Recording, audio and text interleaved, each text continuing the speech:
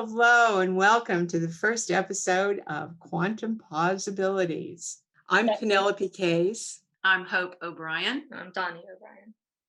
There are three of us representing three different generations and three different worlds, and together we're exploring personal reconnection in order to heal ourselves and our fractured world.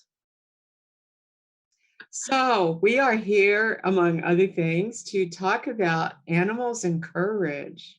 Mm-hmm. Does anybody have anything to say about that? Donnie came up with that subject. Yeah, Okay. it was my when we all kind of agreed to come up with like three things. I couldn't come up with any other two, so I was like, I guess this one's pretty good.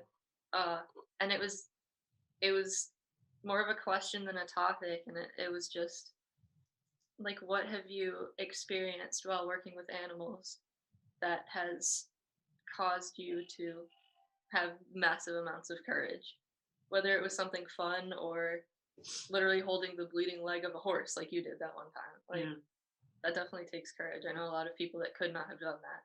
But sometimes you just see something and you have to do it. Oh yeah. I didn't even that micro moment. I knew exactly. I didn't even think about it. I knew what I had to do. Yeah, What exactly. was happening? The horse was bleeding, you said? Yes, one of our border horses had found some barbed wire we didn't know existed, and it had gotten wrapped around her back leg, and as she pulled and got away from it, she ripped the mess out of her leg. And when I went out to check on the horses, I saw kind of pools of blood. And I checked everybody, and when I finally got to her, it was obvious. And I led her to the barn and then threw my hands around her leg to hold because the skin had flapped down. And I Yeah. just lifted the skin and held it. And I started screaming for somebody to hear me Yeah. at the house to And call the vet. So, yeah, I came out, saw it, ran back in, grabbed a bunch of towels, and uh, I think my dad called the vet. Yeah. I think he was there. So, yeah. And the woman who owns the horse. yeah. And then I think they showed up later Yeah. for the vet to be there. And then he just stitched her right up, and she was great. Yeah. Because it was on. So they have two, like, uh, really big veins that go Arteries, I on their guess. legs. Yeah. Right. Because they both go down, and then when the horse steps, it pushes it back up. Right. And he was like, "Yeah, she would have been fine because if it would have gotten both of them, it would have been bad. But it got the one on the inside." Mm. And he was like, "It because she has another one feeding her leg, she was fine." But I'll never thank goodness. I'll never forget the what that felt like. The warmth and the stickiness. Yeah, The blood is sticky. and it was pulsing because of her And you could heartbeat, see. so it would go Yeah. boom, boom. Yeah, It was so it was really crazy. interesting. It was like a fountain. It wasn't just like dripping; it was launching. Yeah, It was gross, Oh, wow. intense. but Was the wound pretty new when you found her? yeah, I think Hour so. or two old. It was older than it should have been, kind of thing. I Yeah, wish I had caught it much earlier for obvious reasons, but it was what it was, and that's why you check on your horses every day. that's right. And then you just became a human tourniquet at that Yeah. point. Yeah. Yeah. Mhm. Had she lost a significant amount of blood that you could determine? Not that it like had affected her behaviorally or energetically. I mean, there's about 3 or 4 pools of blood where she had walked around. Yeah, So, but as far as to determine an amount, I'm not sure. yeah. And the other Well, one, she didn't faint or oh no, have any. it Yeah. wasn't that bad, No, thankfully. she But wasn't faint. She was definitely like had her head really low, but she just didn't really want to move. I Yeah. guess out of instinct and out of because it hurt. But Yeah. the other horses were leaving her alone because she was at the bottom, so they could have been pushing her around before, and that might have been how she got into it. Mm. If they Hmm. like asked her to move quickly, and that was all she could do, Yeah, it's hard to or say. something. But yeah, they they were nice to her after they realized, oh my god, she's bleeding. Yeah. So interesting to watch that kind of interaction with animals. And I can definitely relate because so much of my horse experience was out west where everything is fenced with barbed wire. Yep. And it if you've cut yourself on it, which I'm guessing maybe you have, Mhm. My experience has been that it stings a whole lot more than regular wire or a knife or anything like that. Mhm. Just something about those um, spikes on Barbs. barbed wire. Yeah. Barbs, Yeah. duh, yeah, Yeah. yeah. There's a ripping. They tend to Mhm, rip, and you don't forget the pain of a cut from barbed wire. That's for sure. Mhm. absolutely. That's for Wow, sure. good for you. Donnie, were you thinking of something yourself when you came up with that, or? I was actually. It's kind of the complete opposite, but it's still an opportunity to be brave provided by animals. It was just fun though. It wasn't like a crazy emergency or anything. But it's actually one of my favorite stories. Um, so we used to have, what was it, 20 acres out? 30. It was 30. Yeah, we had 30 acres out, like a few minutes from our house. Uh, because our house only had like three as a pasture, and they needed more, so we would take them back and forth basically. Um, because we only had 5 at the time, and we could trailer 5. Just In one trip. Yeah. yeah, it was easy and it was fun, and we would go out there and camp and build bonfires and stuff and hang out and ride the horses. Uh, but there was just any other day. Uh, all the horses were, of course, we were about to go pick them up, bring them back home, and they were all, of course, at the way back of The very back of the property. Yep, so I had to walk all the way back there, and I was the only one that went, and I realized, "Oh, I don't have a halter." I don't know what I was thinking. Um, and they're all just kinda grazing, having a good time, and I'm like, "I don't know, why don't I just ride one of them up?"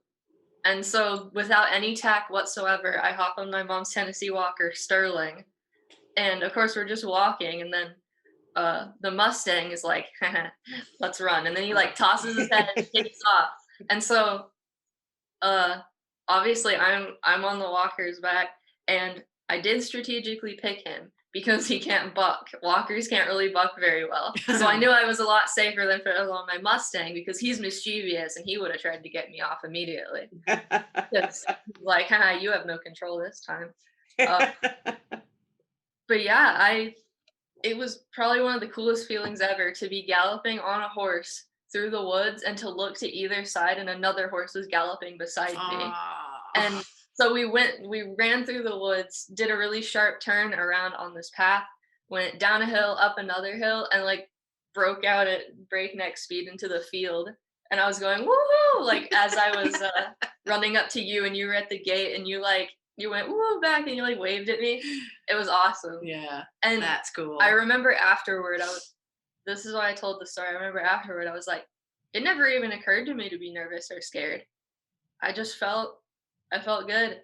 I felt like, and a bunch of stuff could have gone wrong. I could have gotten hit on a tree. I could have fallen off onto the rocks. I could have been kicked by another horse because they were going crazy. They were running and bucking and going nuts, but I was safe and I felt safe the whole time. And I never even like wobbled. I was just, I don't know. And I think I still count that as one of the coolest moments that I've ever experienced with horses. Yeah. I don't know, it's like a ultimate freedom, I guess. And The courage it takes to choose to trust at yeah, that level. yeah, because I jumped on him because I was like, yeah, you'll take care of me, won't you? You will. Even though he's the one that likes to go under trees to. Mm. We were talking about that yesterday. Scrape you off. Yeah, but yeah, I still remember it to this day. The cool feeling of galloping through a field on a horse with nothing, bareback, no halter, no bridle, anything, and looking to either side and seeing other horses galloping with me. That was really cool. That's thrilling. That's just a beautiful story. It's making my heart just go thump, thump, thump, thump, thump, thump. I know it does that to me too. Even when Yeah. Oh, beautiful. Thank you. Yeah, I love how you light it up when you told it too. It strikes a chord of envy in my heart that I wasn't with them. I know. Yes, just a little bit. Me Uh, too. Me I was too. doing the responsible thing and backing the trailer in, Yeah. you know. And horses can get so ornery on that run from wherever they were to where they're God, supposed to be going. You know, I've seen some great horse ballet in those moments. yeah. because I've definitely done similar things where we would ride and they would run with us, and they'll like come up and like do a little hop next to you, acting like they're about to buck or something. I actually did have a horse kick me in the freaking shin as I was riding. I was like, "What? What's wrong? Why?" Yeah. Sometimes Of course, not the Our horse or somebody else's? it was our horse. He was like kicking. He wasn't kicking me, but he got He me. was kicking and your leg happened to be there. Yeah. I got it. What about you, Penny? What's a profile in courage for you with all of your animal adventures? ever since Donnie shared that idea, I've been thinking about it, pondering it. I've got, a lot of little things like that. Not that either one of those are little, they're both really pretty No, huge no. moments. But one of the things I've realized is that horses or animals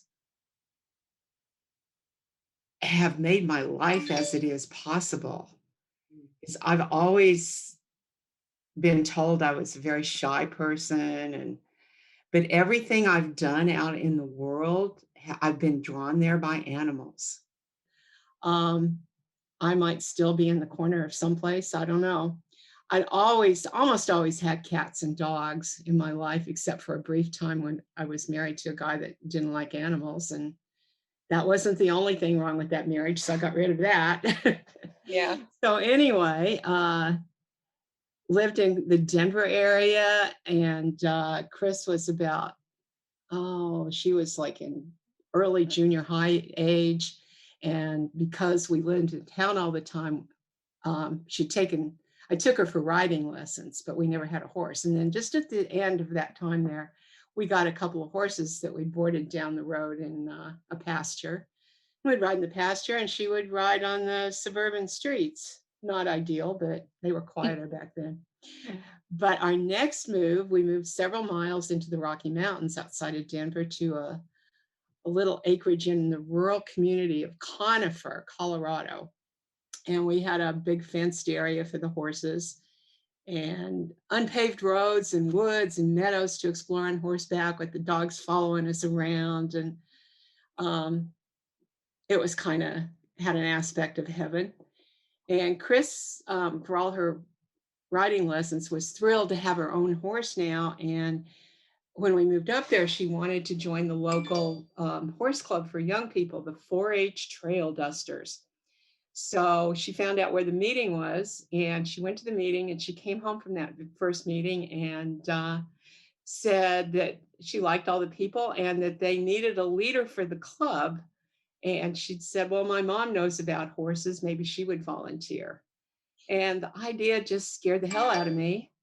I had no idea what to do or how to do it or how to run a club or anything. But Chris seemed sure we could figure it out. So before I could list all the reasons why I couldn't do it, I just said, okay, I'll do it. And I had belonged to a 4-H club when I was like in 6th grade. And even though I lived on a cattle ranch and had my own horse, this club was not about animals. We learned to make muffins, to weave potholders on a frame. I think probably everybody learned that at some point in that generation. And to sew an apron. And my apron was a disaster. But my muffins won a ribbon in the 4-H section of the Arkansas Valley Fair. And I think it was the first ribbon I ever won. I was really proud of it. And I don't even remember what color it was. And so and I knew the meaning of the 4-H's in 4-H: head, heart, hands, and health. But beyond that, I was woefully unprepared to be a 4-H leader. And the challenges were huge and went way beyond teaching riding and horsemanship. For one thing, there was kind of this unspoken hierarchy among the founding families, and they knew which child was supposed to carry the flag at the horse show, and they knew what awards were going to be given and to whom, and a whole lot more stuff. And they didn't tell me any of that. I generally discovered the rules only when I unknowingly violated them. Lots of fun. And I was endlessly challenged by the founding families and the new parents. And back then, my dealings with them were made a lot more difficult because At that time of my life, I was pretty sure that my safety and success depended on how much of my world I could control.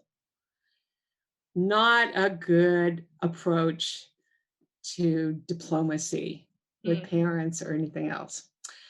But I hung in there. With Chris's help, we grew the club from like 10 members to 40 Woo. at our height. I know. And most all of them had horses. Yeah. That's a lot of people. And then they all have parents. Oh God, yeah. Yeah. Later, when I resigned, somebody in the next county offered me the position of being the leader to their 4-H club. And I said, I'll never do that again unless it's a club of orphans. But so we even added a mini lead line class open to what we called housebroken kids, which just meant they had to be out of diapers. And then after that, it was kids able to ride alone all the way up through 18. And we had a good time. We had fun shows. We had equitation shows with 4-H judges, and they competed in open community shows and at the Jefferson County Fair, and they did really well. I was really proud of them. And the club was also the framework for my getting to know a brilliant, fearless human and veterinarian, Ron Zadlitz, with whom I co-founded NOAA, like Noah's Ark, and that stood for the National Organization for Wild American Horses. But that's another story for another time. So a few years into my association with the Trail Dusters, competitive riding became popular with the members and their families. Competitive riding, you ride 20 or 30 miles over a couple of days on a marked course, and judges are stationed along the way. Sometimes they hide in the bushes because they don't want you to see them. But really, seriously, what they're looking for is horsemanship violations. For instance, um, we were riding in the mountains. These were pretty hard rides. And you were supposed to spend most of your time standing up in your stirrups. And if you got caught with your buttons in the saddle and making that horse work extra hard to lug you up a hill, you got demerits, you got violation points taken off. And then the other thing that happened was P&R stops, where the horse's fitness was monitored at regular intervals. You would come into one of these stops and they would take the pulse and respiration of your horse. And then you were not allowed to go on until both the pulse and respiration had dropped to a certain point, Wow. which only happens, in a timely manner if your horse is in good shape. So it's not like we all got up that morning and said, let's go ride in a competitive ride. We conditioned our horses a lot for a long time. I used to Yeah. love that. I would get up at 5 o'clock in the morning and ride before I had to go to work. That was my favorite. Anyway, and if a rider came in too soon, like thinking they'd won, you got demerits for coming in too soon, too fast. If you got in first and you had points for poor horsemanship or an unfit horse, you lost points for that. It was competitive in a lot of ways. And overnight, you got checked to be sure you tied your horse right and just a whole lot of things. So anyway, I had a close friend in this group, and she read, during the time we were doing all that, she read this article in a horse magazine about this woman who could touch a horse's ears to bring down their pulse and respiration rates. Now, this sounded a little outlandish. No drugs, no tricks, nothing illegal, just her hands on their ears. Well, it turns out that woman was Linda Tellington Jones, creator of Tellington T-Touch, Woo. which is a system of touches and groundwork that communicates with the nervous system of any being. And it releases negative energy on a cellular level. It influences physical, mental, and emotional health, behavior, and just so much more. It was like magic. And we read the article and studied the article and wanted to learn more.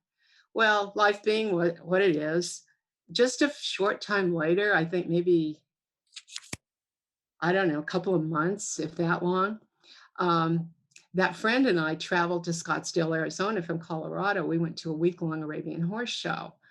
I had a booth there selling macrame native halters for Arabian horses, which was one of my many misguided attempts to earn money to support my horse habit.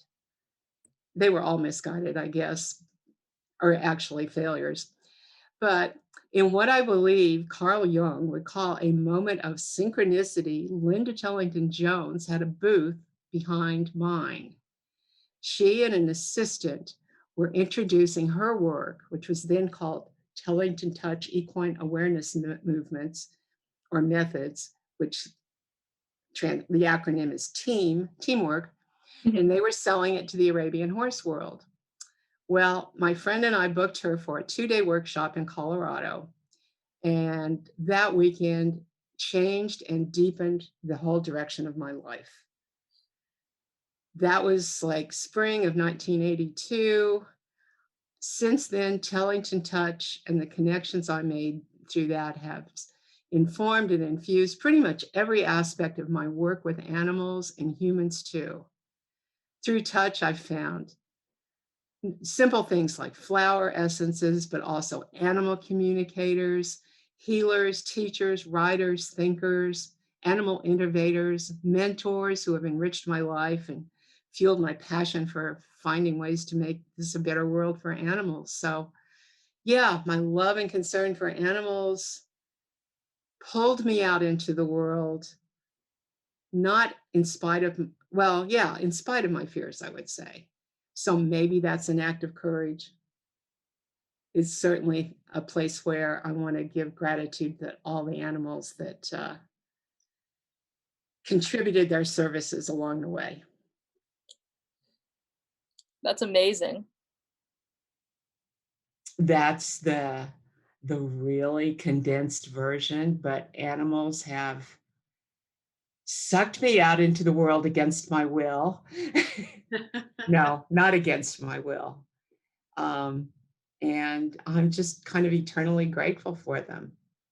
So I don't know if those are acts of courage or that was my calling and it was going to happen no matter what. anytime And anytime we choose to step out, to use your words, on behalf of the well-being of an animal in a society that at the time in the 80s, an animal's well-being was not paramount by any means. To step out and to make that kind of choice is that is definitely the uh, I can see the picture in the dictionary next to the word courage, because mm, it goes against normal, it goes against what was normal in the culture, and then taking the energy work of Linda Tellington Jones's, what she brought to the experience, um, that is what she did was unheard of. People if it was heard of, it was by a very small population. And so for you to invest in that and to disseminate that into your world, that takes a lot of courage too.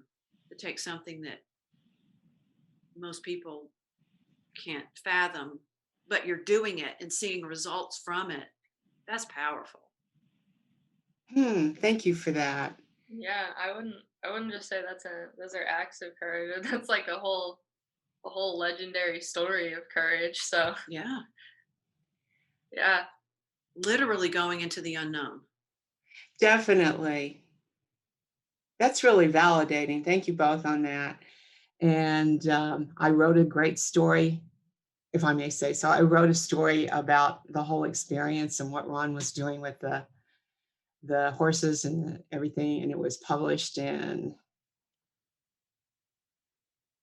I should look that up. I've got copies of it in the basement. What was at the time a big Western horse magazine. Oh, that's amazing. wow. And I managed to pull off being so balanced in it because, um, I basically despise the corruption of the Bureau of Land Management that predates all of our births. So, but they came off really good in the article and they were so pleased. They were so pleased with that. They were. Um, And I had taken a bunch of pictures because Ron had taken this. It's a good thing we have an editor because you're getting way too much stuff.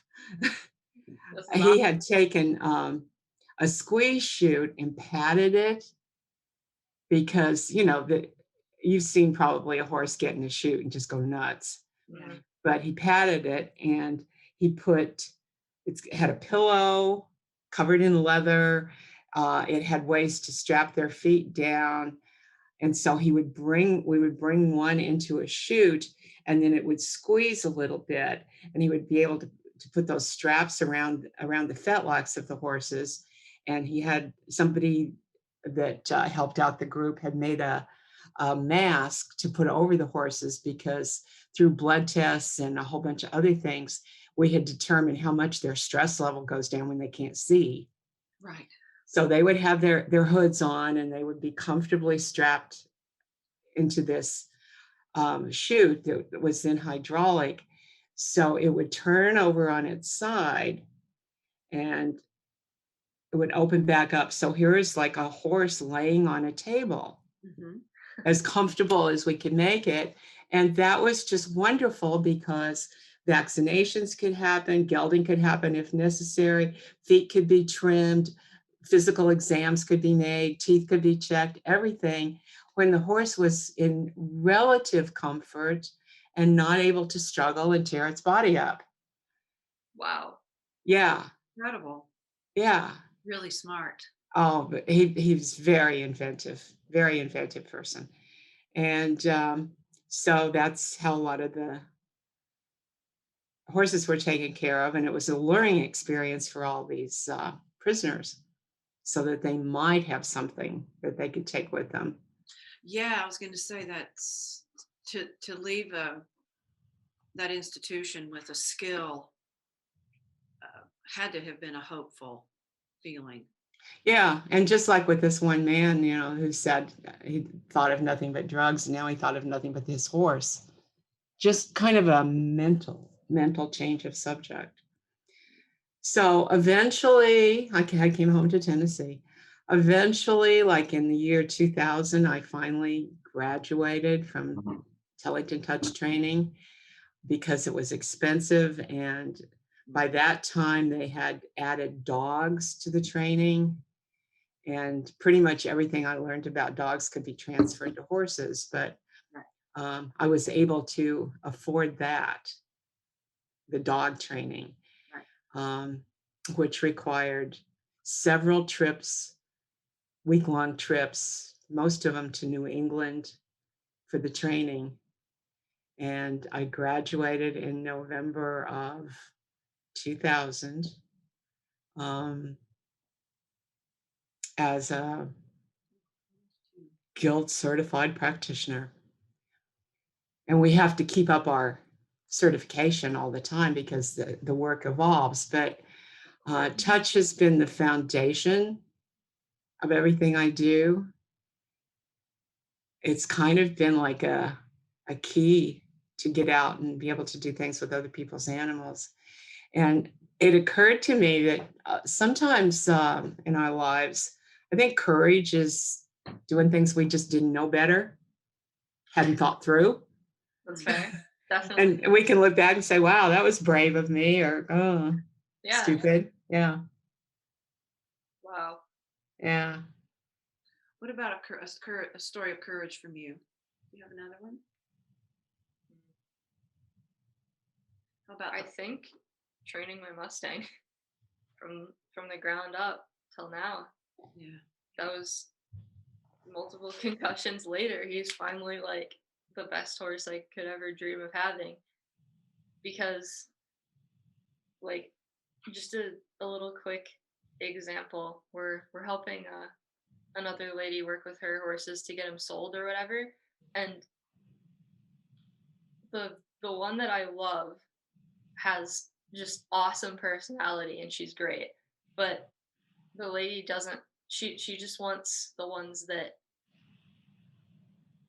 I know the story doesn't like make sense yet, but it will. Okay. She wants to keep one, right? But the ones that she's considering are the ones that you tie them up and they stand there. and they stare straight forward. You take them into the arena, you ride them, you put them back, they're just there. I'm trying to say she doesn't really like personality, and I feel like a lot of people are like that, but and I say that because I guess it's brave for me to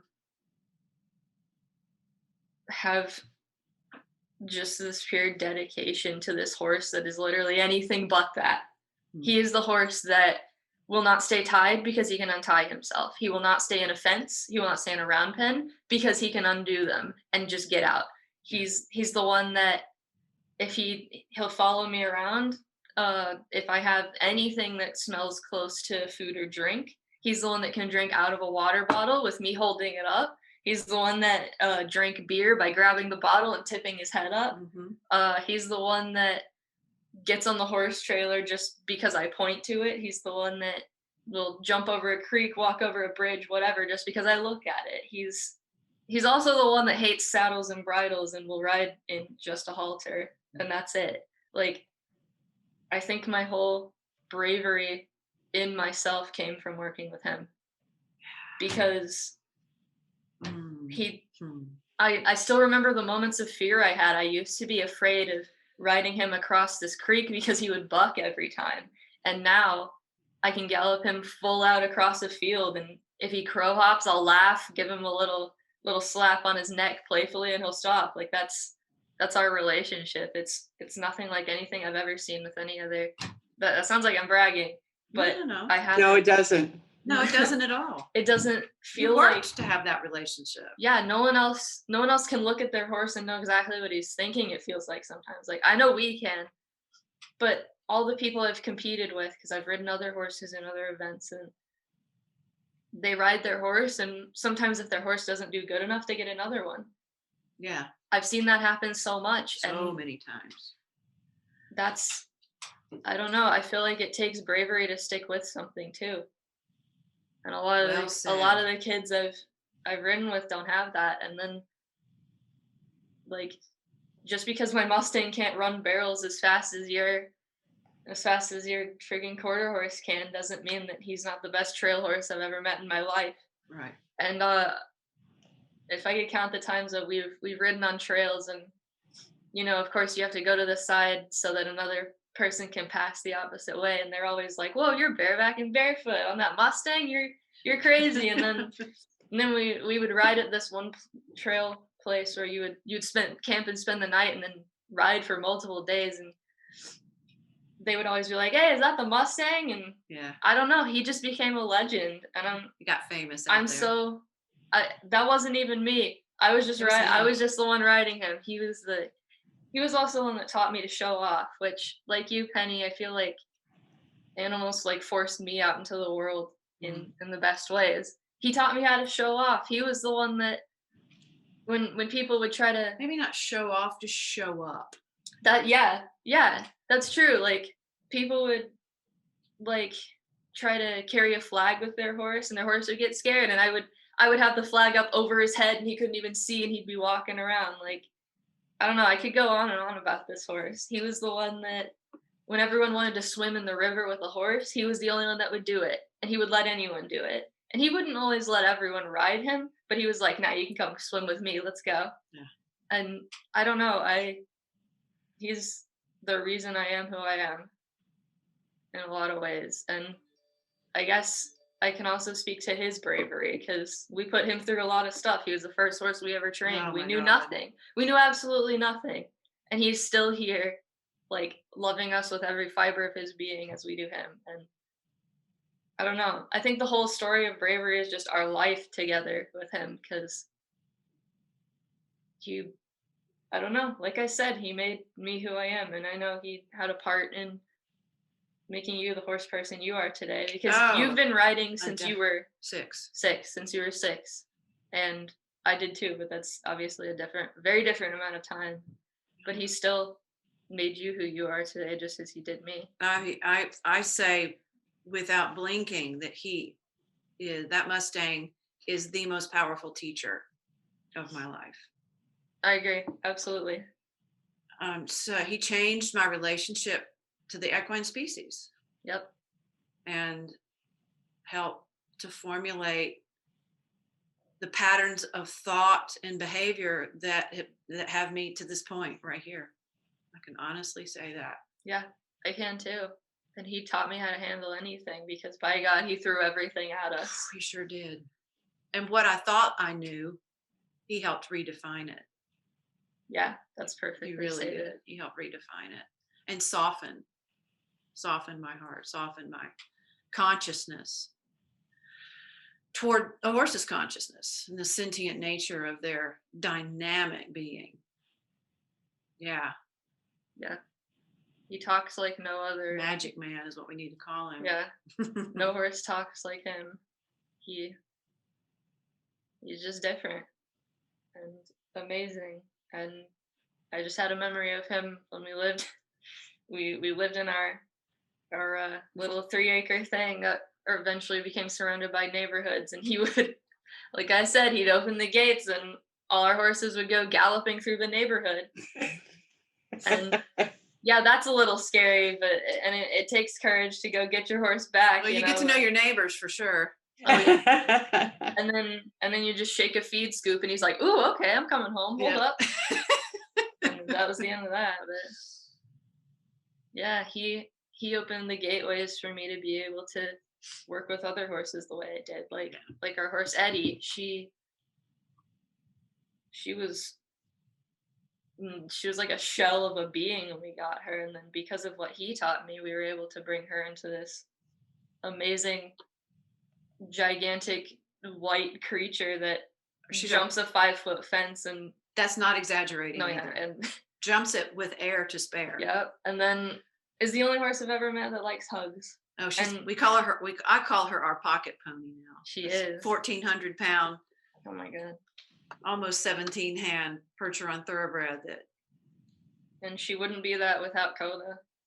And now she follows him around like a puppy because I think she knows. She's like, "I want to be like you one day." no. She follows him around though. She has autonomy. That's funny. So he What doesn't. possessed you to bring this Mustang into your lives? Our friends had him for their For their son that was Asperger autistic, kind of they got the Mustang to try to a therapy for the boy. yeah, and after a year he was just No, like, 6 months. I'm good. 6 months. Yeah, he was done. And then The boy was done or the horse was done? The boy was done. he got bored or Yeah, something. it just didn't. The fit wasn't quite right anymore, and the Got it. family. They were kind of forcing him to do it anyway. Yeah, and the family. She was friends with the daughter, and I was friends with the parents, and They like it was just a natural progression because she loved every time we went out to their farm. She spent more time with the horse than she did with her girlfriend out there. Yep. And it just wasn't. It was just it was just a natural fit. Yeah. The boy was done, and the parents came to Bo and I and said, "We want to give him to you." So And then I woke up on my 12th birthday with him there, that's her 12th birthday. and then I became me because of him, basically. That was amazing. Yeah. What a collaboration. That's amazing. Yeah. Beautiful story. That was a big, long story because it's a long story, and it's still going. It is ongoing. That is for sure. Oh, and I know you skipped some chapters. I'd like to hear more about that later. So did they adopt him initially off the range? Yes, through the BLM and the 4-H program. How old was he? Year and a half. Okay. So he had his youth, his very young youth on the range as a wild horse. Do you feel like he shared some of those qualities, or that is part of what gave him the spirit that he has that you have collaborated with? Does that make sense? No, ask your question again.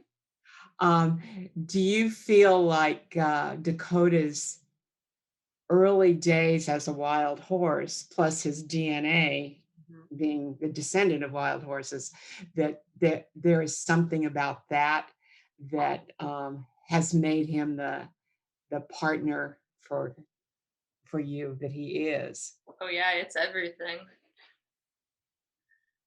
undoubtedly. Okay. It's hard to it's hard to expound upon what makes a Mustang so unique, because I've been around hundreds of domesticated horses, and he stands out in every way. Just his ability to connect, his level of awareness. It's like you don't even realize how aware a horse can be Hmm. until you're around a Mustang that's been gentled at least to a point. Um, it's really hard to say. I want to stick a pin in that Yeah. and revisit it. I That's a worthy conversation. I feel like yeah, his wild everything made him who he is, but also I've also met other Mustangs that are nothing like him. That's true. Like absolutely Yeah. nothing like him. Not similar. So No, yeah. now Right. that I think about it, that that is a great question because like yeah, his wildness taught him everything he knew, but I think his whole just existence is it's his. He's him. And I don't know how he got that way. Well, But let's tell the latest story. oh, Okay. the latest story. This is cool. So I went over there yesterday. It was a big tree that fell. Big tree in the pasture. And it obviously didn't hit anything because it was on the edge of the woods. But my dad, just to begin, because we're gonna use it for firewood next year, just to begin working on that, he cut all the Smaller branches. Yeah, the branches. smaller branches and uh just made a little bonfire to get rid of them. And of course, it had just rained, so Yeah, there was no threat of this great, fire yeah. spreading. It was just burning brush. It was No big great, deal. and he was watching it. And I went later that day. Went down to feed the horses, and he was like, "Yeah, can you check on how the fire's burned down?" And I know it's fine, just check on it. And yeah, it was perfect. It was just a pile of ash at that point. No like embers or anything. Next day when I go down to feed, and this has happened before, but this is the first time he's done this specifically. So every time we've done brush piles, Dakota makes sure that it's out by spreading. He spreads it out. He'll paw at it and dig at it and spread out the coals and ashes to be sure. But he's done that like 4 or 5 times over. Like he's our burned his whole- forelock and stuff. Oh yeah, he'll like get in there and paw and completely cover it in dirt and yeah, he makes sure it's contain out it for sure. And I've never seen a horse do that, and that's obviously wild horse nature. But this time, he decided that it was not enough. Spreading it out was not enough. So when I went down to feed, his whole his right side, his whole right side is covered in ashes and coals that are stuck to his hair and had like it singed his hair. He's got like a weird little ugly buzz cut on his right side now because I went out there and I had to brush the coals off of him. I was like, why? It was out. Yeah, but he had to take care of it. And that's how you do it out in Nevada, apparently. That's how you put out a fire is lay on it. And he was satisfied after that. He was like, all right, we're safe now. My herd is safe. And I don't know. That's not a story of my bravery. That's a story of his, I guess, because he laid on hot coals to be sure his herd was safe. I don't know. I don't think it hit any of his skin. I think because he still has winter hair. So yeah, thank goodness he had a was summer fine. coat. he I'm was- Do texting. you have that wonderful aroma of burning horsehair? Yeah, Yep. I'm texting you Yeah. a few pictures just so you can see. I texted them to you. It's Excellent. there they are. They just stepped up. Bing, bing. I happen to have a receiver for that. I've met a few Mustangs and seen their history, and granted, some of them are changed by the fear and the violence of their capture I call it and abduction. handling. Um, my somewhat sense about Dakota is that yes, he embodies a lot of that wildness, his wild heritage, but Mhm. that he is a unique individual on this planet. He definitely is. Yes. Yeah. And oh, great stories, great stories. Yeah. My mom went to feed the chickens before the rooster crows up next to the house. Ah, I would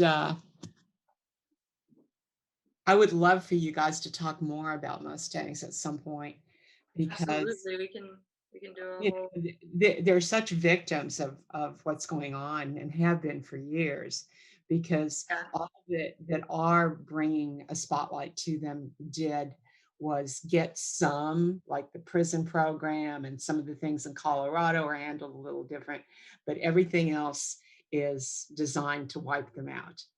And people people can't care about things they don't see, they don't know about.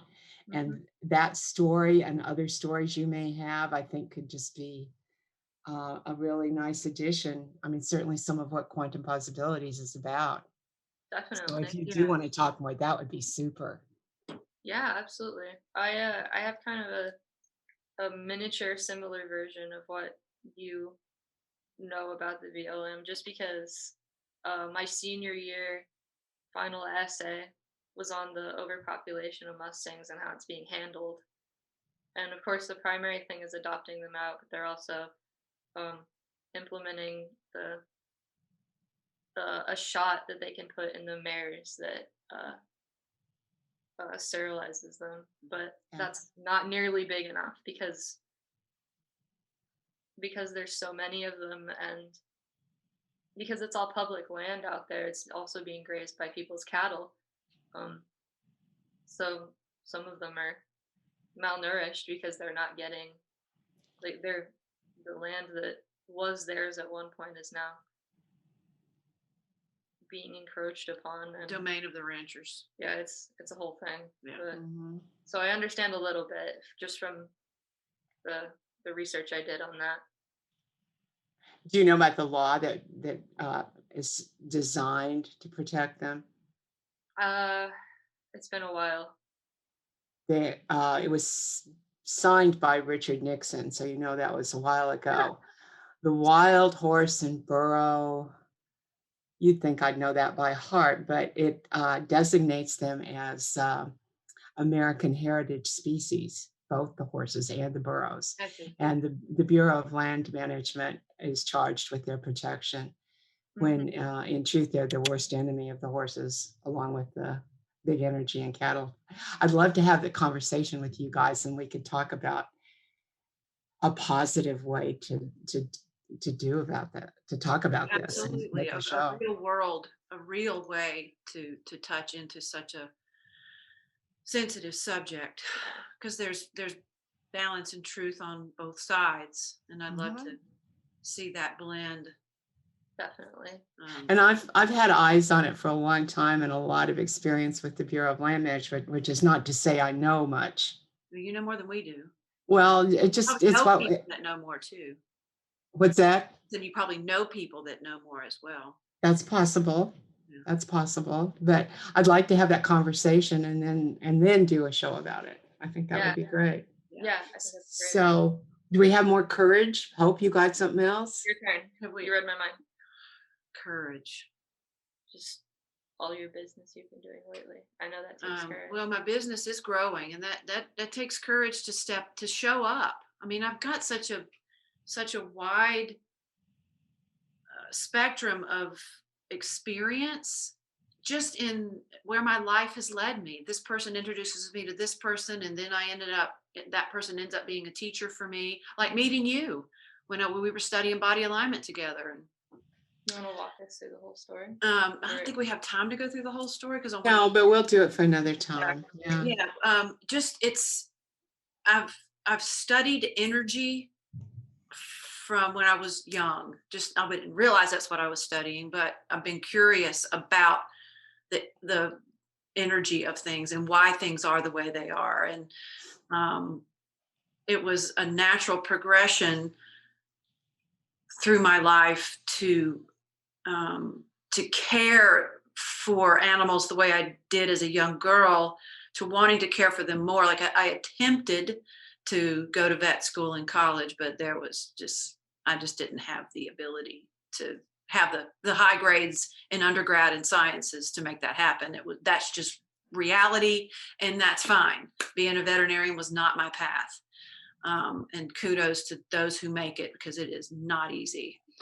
Um, but I've just gotten to learn from people in a way that has culminated that I'll just show up for people to work, to do the educated body work that I know to do, but yet to take what I've studied in metaphysics and to understand that when I show up, I'm a vessel for the universe. It comes through me. I'm not doing the work, it's coming through me. But yet I educated myself so that I could understand what I was being shown.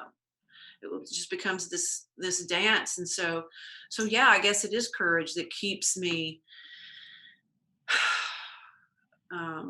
moving forward and getting uh, connected with other people, so that now I'm starting to work on dogs a little bit, um, and horse owners, spreading my name to other people. So I mean, it's slowly growing, um, and I guess what that has to do with courage is, as I evolve as a person, um, it takes courage to show up to heal at deeper levels, because those deeper levels mean deeper pain. And but yet trusting that, as screwed up as I felt in my life, maybe to that extent of how screwed up I felt, to that extent I can offer healing, because I understand what an animal might be going through. I might understand what the human is feeling, because oftentimes these animals are just mirroring their humans. Not oftentimes, they are. And and if I can go in and help bridge that gap, um, just because I've lived it, and my animals have helped me to continue on this path. Um, yeah, I guess it is a certain level of courage that keeps me showing up, especially when when I'm tired of my own. I'm tired of the pain or whatever. And that's not to sound like a martyr to it. It's just, I mean, I think everybody can attest to feeling, I'm so broken. Is there any hope? I mean, am I ever going to get through this kind of thing? It'd be okay if I didn't wake up. I'm in so much pain right now. If I go to sleep tonight and I don't wake up, I'm good with that. But obviously, I've woken up, and I've continued to wake up on other levels of my being. Um, and yeah, it takes courage to keep showing up and to stay curious. And I'm appreciating your courage to create quantum possibilities, and giving our voices a platform, giving our life's experiences, regardless of generation, because there's 3 generations represented here. And that's a beautiful megaphone, if you will, of just how incredible life can be when we let it, even when it's excruciating, we somehow make our way through. And critters keep us they keep us going. I loved how you started this whole thing with, it's because of the animals that brought you out into the world. Hmm. Your love of animals was the impetus for choosing courage. Sounds like that happened to all of us. It happened for all of us. I think so too. And I'm really appreciating that frame. So yeah, it was hard. I can't really answer that question concisely in this few minutes, the 10 minutes that we have left, but Yeah, I think um, that was good though. We'll talk I, more I about think so what we have too. to do later. right, right. Yeah, and I was not only not concise, but not even uh,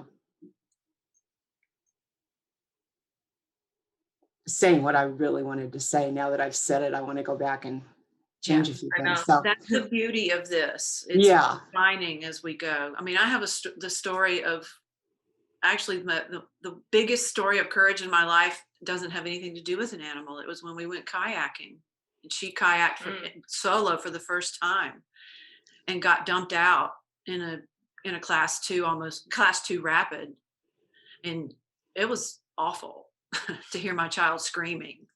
And When was this? um about I would say about 8 years ago. Okay. So it was, yeah, Maybe that's a whole more. long story in its own. But No, I was pretty young. I was like 8. was it 10 years ago? 8, 12? I don't know. It was a while Over ago. 10 years ago. Over 10 years ago. Okay, I had to think about that. Good. It was before we got Dakota. Mhm. Anyway, just how I had to show up. I didn't have to. It was innate, showing up in a way that yeah, it was intense, but I showed up in a way I didn't know I could. I didn't know I had that kind of courage. It was, Yeah, I like that you said that because I think the biggest acts of courage in our lives are because kind of like what Penny said, we look back later and we're like, oh my god, that was stupid. But I think sort of like that in the way that you don't even think about it at all. You just say, I have to do this, and then you go do it. yeah. I think those are the biggest. Yeah. You just know. You see it and you go. You don't have to evaluate it. Yeah. That instinct of love is the propulsion forward. Yeah, and whether it's Yeah. animals or not, I know everyone has that in them somewhere. Yes, regardless of level of humanity or society or culture, that exists in every human being. I do believe that.